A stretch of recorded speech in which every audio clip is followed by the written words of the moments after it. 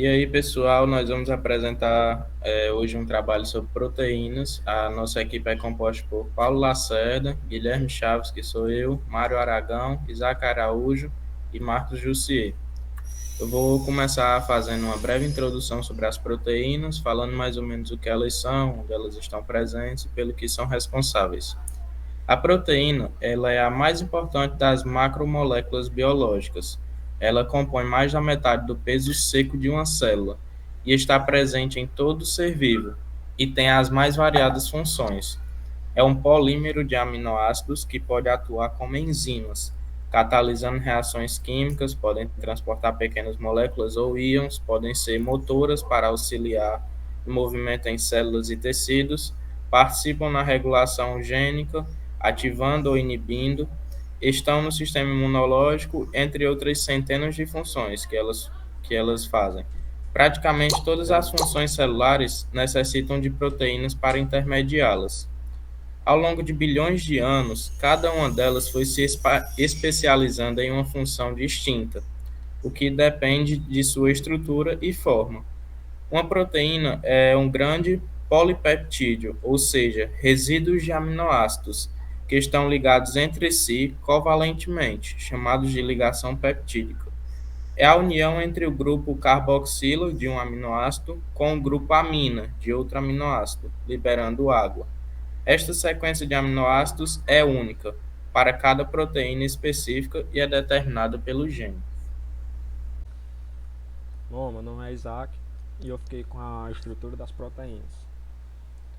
Todas as proteínas elas são formadas por moléculas que são denominadas de aminoácidos.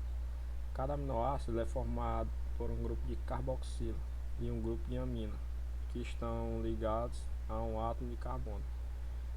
Nesse átomo de carbono estão ligados ainda um átomo de hidrogênio e um radical, que varia de aminoácido para outro. No total, existem 20 aminoácidos na natureza, que são responsáveis por formar todas as proteínas existentes. Cada aminoácido liga-se a outro por meio de ligações peptídicas, que acontecem entre o grupamento das carboxilas e um de aminoácido, e ainda e o amina de outro. Normalmente, utiliza-se o termo proteína para designar uma estrutura formada por mais de 70 aminoácidos.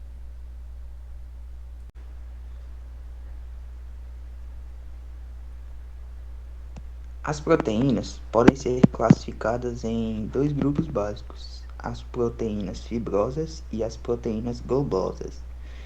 As proteínas fibrosas são aquelas em que as cadeias de aminoácidos estão dispostas de maneira a formar fios e que geralmente elas são insolúveis em água.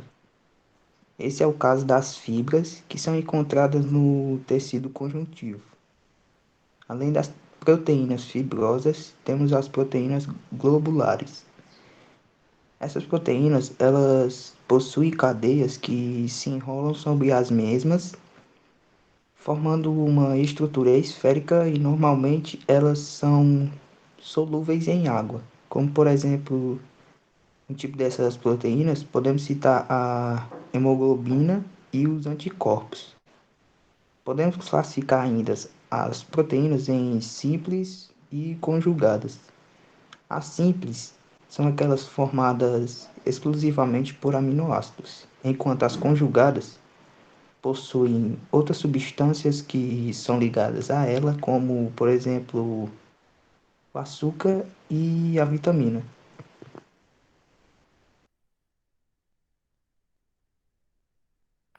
Meu nome é Jussier e eu vou falar um pouco sobre a organização das proteínas.